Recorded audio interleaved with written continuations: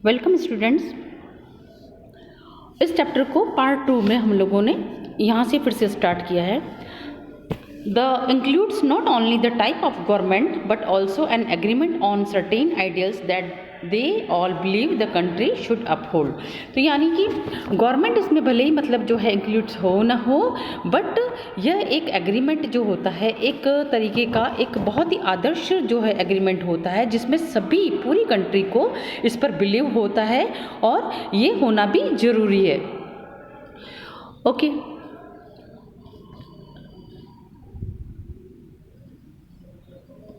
चलिए स्टूडेंट्स, आप लोगों ने 6 दिसंबर संडे का इस वीक का आप लोगों ने न्यूज़पेपर देखा है। दैनिक भास्कर के न्यूज़पेपर में आप लोगों ने लास्ट पेज के ऊपर, ये लास्ट से सेकंड पेज के ऊपर आप लोगों ने एक न्यूज़ पढ़ी होगी, राजशाही की, नेपाल में फिर से उठने लगी राजशाही की मांग। ओके, तो बेटा हम लोग यहाँ पर जो है जो पैराग्राफ पढ़ने वाले हैं, अगर आप लोगों ने 6 दिसंबर का अगर आप लोग न्यूज़पेपर पढ़ेंगे तो आप लोगों को ये पैराग्राफ बहुत इजीली जो है समझ में आएगा। So now let us try and understand what we mean by this through two contrasting situation in the recent history of Nepal, a country that borders India on the north. Okay, तो अगर हम लोग अभी इस चीज़ को समझने की और जानने की ये भी कोशिश करेंगे कि अभी रिसेंटली जो है अभी हमारी नेपाल की हिस्ट्री के अंदर क्या चल रहा है।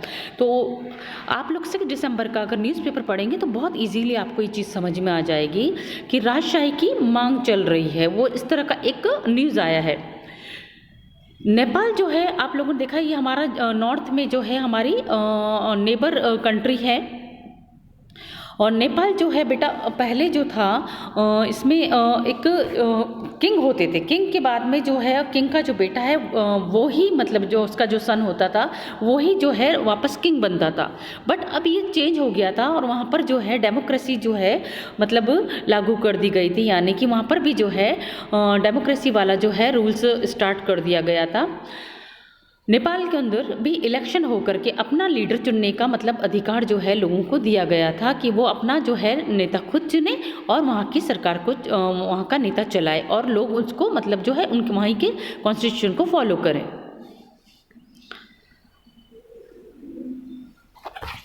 सो until recently Nepal was a monarchy. The previous constitution of the Nepal which had been adopted in 1990. Okay, तो जो प्रीवियस कॉन्स्टिट्यूशन जो था नेपाल का वो अडॉप्टेड किया गया था 1990 में, reflected the fact that the final authority rested with the king, यानी कि जो फाइनल जो अथॉरिटी होती थी वो किसके पास होती थी? किंग के पास। A people's movement in Nepal fought for several decades to establish democracy and in 2006 they finally succeed in putting an end to the powers of the king. तो 2006 में डेमोक्रेसी जो है एस्टैब्लिश कर दी गई थी और फाइनली क्या हुआ था, वहाँ पर जो किंग्स के जो पावर थे वो वहाँ पे ख़त्म कर दिए गए थे। पहले जो पावर थी किसी कंट्री को चलाने की नेपाल के किंग के पास थी, अब इस जो थी वहाँ के किंग की पावर को ख़त्म करके डेमोक्रेसी स्टार्ट कर दी गई। डेमोक्रेसी में क्या होता है कि हम हमारा जो लीडर होता है, हम हमारा नेता जो होता है उसको खुद चुनते हैं। जैसे हमारे यहाँ पर हम अभी जो हमने हमारे यहाँ की जो गवर्नमेंट बीजेपी के अंदर नरेंद्र मोदी जी जो है उनको मतलब हमने चुना है हमारे यहाँ की जो है कंट्री के रूल्स वगैरह को मतलब उन्हीं के अकॉर्डिंग मानने के लिए और उन्हीं के अकॉर्डिंग मतलब उन्हीं के का जो है तरीके से देश को चलाने के लिए। तो इसी तरह से वहाँ पर भी जो है अब डेमोक्रेसी अब स्टार्ट हुई थी 2006 में। The people had to write a new constitution to establish Nepal as a democracy. तो वहाँ का जो न्यू कॉन्स्टिट्यूशन एस्टैब्लिश कर दिया गया अब वो जो है डेमोक्रेसी के अकॉर्डिंग है। The reason that they did not want to continue with the previous constitutions is because it did not reflect the ideals of the country that they want Nepal to be and that they have fought for. But ये वहाँ पर जो लोग हैं, कई reason ऐसे हैं कि लोग ये नहीं चाहते हैं कि जो प्रीवियस वाला जो कॉन्स्टिट्यूशन जो है वहाँ पर चले। यानी कि वो लोग ये नहीं चाहते थे कि पहले का जो कॉन्स्टिट्यूशन चल रहा था वो जो है रेगुलर चले, क्योंकि वहाँ जो है कई इस तरह से मतलब जो है कंट्री के कई रूल्स आदर्श इस तरीके के थे, इस तरह के वहाँ पर कुछ मतलब सोसाइटी के कुछ नियम इस तरह के थे जो कि नेपाल के अंदर लोग नहीं चाहते थे, और इसी के लिए वो लोग लड़ रहे थे कि यहाँ पर भी डेमोक्रेसी स्टार्ट हो जाए और नेपाल के जो किंग है उसकी पावर्स को कम कर दिया जाए और लोग अपने अकॉर्डिंग जो है अपने लीडर को चुने और वो लीडर उनको वो उसी को फॉलो करें। जैसे हमारे यहाँ पर अभी हम लोग किसको फॉलो कर रहे हैं, बीजेपी की गवर्नमेंट को हम लोग फॉलो कर रहे हैं। तो ये जो बीजेपी की गवर्नमेंट से नरेंद्र मोदी जी जो हैं वो हमारे द्वारा चुने गए हैं। तो ये डेमोक्रेसी में ज़रूरी है कि जिसको बहुमत ज़्यादा मिलता है और जिसको मतलब हम लोग अपना नेता चुनते हैं वो हमारे जो है गवर्नमेंट को चलाता है। इसी तरह से नेपाल में पहले जो था वो किंग जो है पूरी कंट्री को चलाता था, उसी के पास पावर होती थी, बट अब वहाँ पर भी इस चीज़ को ख़त्म कर दिया गया था और काफ़ी टाइम से लोग इस अपनी डेमोक्रेसी के लिए लड़ रहे थे। बट अब 2006 में जा कर के वहाँ पर डेमोक्रेसी स्टार्ट हुई और किंग के सभी पावर को ख़त्म कर दिया गया। बट 6 दिसंबर के आप न्यूज़ के अंदर जब पढ़ेंगे तो आपको थोड़ा सा डिफरेंट अभी सुनने को मिलेगा कि अभी वहाँ पे जो है वहाँ की गवर्नमेंट में क्या चल रहा है, नेपाल कंट्री में अभी किस तरह की सिचुएशंस हैं। As in the game of football in which a change in the constitutive rules will change the game altogether, यानी कि जैसे फुटबॉल का जो गेम होता है उसके अंदर अगर कुछ रूल्स जो है अगर हम लोग कॉन्स्टिट्यूटिव रूल्स को चेंज कर देंगे तो हो सकता है कि पूरा का पूरा जो गेम है वो भी चेंज हो जाएगा। Nepal by moving from monarchy to a democratic government need to change all its constitutive rules in order to ensure in a new society. तो जो हमारे वहाँ की नेपाल की जो है लोग ये डेमोक्रेटिक गवर्नमेंट जो है वो चाहती है कि कॉन्स्टिट्यूटिव रूल्स के जो है ऑर्डर्स को जो है पूरी तरह से सोसाइटी में लागू कर दिया जाए और उसी के अकॉर्डिंग जो है सोसाइटी और मतलब चलाई जाए और डेमोक्रेटिक गवर्नमेंट चलाई जाए और वहाँ के जो है कॉन्स्टिट्यूटिव रूल्स को मतलब लोगों को उसके ऑर्डर मानने के लिए तैयार हो जाए। This is why the people of Nepal adopted a new constitution for the country in 2015। तो इसीलिए वहाँ पर जो है अब कॉन्स्टिट्यूशन तैयार किया गया लोगों के लिए 2015 में। The caption alongside elaborates Nepal struggle for democracy. आप लोगों ने देखा होगा यहाँ पर जो कैप्शन दिया गया है साइड में, ये मतलब बताया गया है कि नेपाल में डेमोक्रेसी के लिए किस तरह से लोगों ने स्ट्रगल किया। आप इस पिक में देख सकते हैं कि लोगों ने बहुत स्ट्रगल किया है। अब इस पैराग्राफ को भी पढ़िएगा। The country of Nepal has witnessed several people struggles for democracy.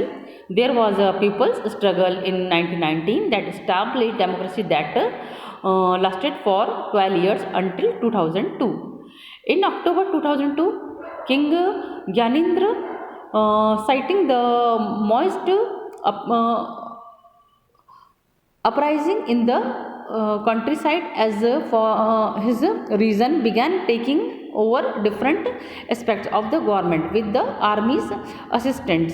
The king then finally took over as the head of government in February 2005. In November 2005, the Maoist joined other political parties to sign a 12-point agreement. This agreement signaled to the larger public an imminent return to democracy and peace. In 2006, this people's movement for democracy began gaining immense force.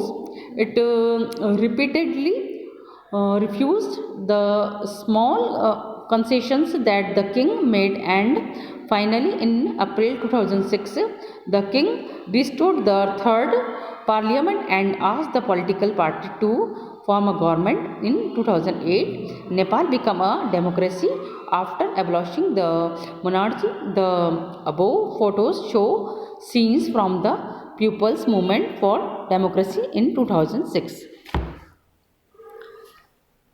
आप लोगों ने देखा है इस pick के अंदर, इन photographs में दिखा है कि लोग जो है मोमेंट कर रहे हैं, लोग जो है स्ट्रगल कर रहे थे डेमोक्रेसी के लिए। वो चाहते थे कि उनकी कंट्री में भी जो है डेमोक्रेसी को जो इस्टेब्लिश कर दिया जाए। ओके, तो आप लोगों ने इसमें कॉन्स्टिट्यूशन के बारे में आप लोगों ने पढ़ा कि ज़रूरी नहीं है कि अभी भी सभी कंट्रीज़ के अंदर जो है डेमोक्रेसी चल रही है। कई ऐसे कंट्रीज़ भी हैं जहाँ पर अभी भी जो है किंग्स रूल्स चलते हैं, और कहीं जो है बट मोस्ट ऑफ वर्ल्ड की कंट्रीज़ के अंदर अभी डेमोक्रेसी जो है उसको मतलब जो है इस्टेब्लिश कर दिया गया है। हम लोग जैसे जैसे इस चैप्टर में आगे पढ़ेंगे आप लोगों को पता चलेगा कि कौन कौन सी कंट्रीज़ के अंदर जो है अभी भी जो है डेमोक्रेसी इस्टेब्लिश नहीं हुई है।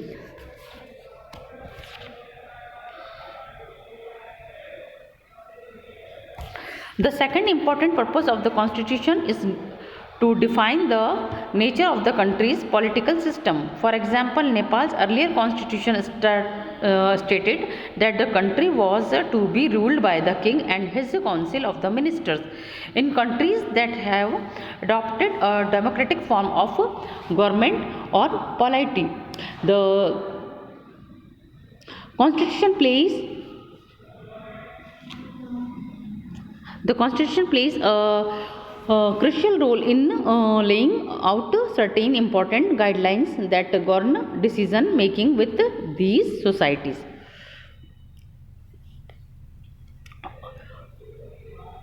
ओके स्टूडेंट्स, आज हम लोग यहाँ पर पार्ट सेकंड तक हम लोग यही यहाँ तक पढ़ेंगे।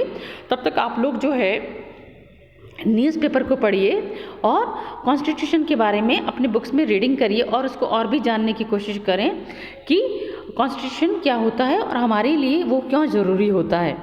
कॉन्स्टिट्यूशन क्यों ज़रूरी होता है, आप इसके बारे में एक बार सोचिएगा और अपने पॉइंट्स को जो है नोटबुक में लिखिएगा। नेक्स्ट पैराग्राफ स्टार्ट करने से पहले हम लोग वापस इसको रिपीट करेंगे। अभी तक के लिए आप लोगों के लिए मैंने ये क्वेश्चन पुटअप किया है, why does a country need a constitution. आप जो है 6th और 7th के में आपने कॉन्स्टिट्यूशन के बारे में पढ़ा है, तो इस बारे में जितना भी आप जानते हैं उसको आप अपने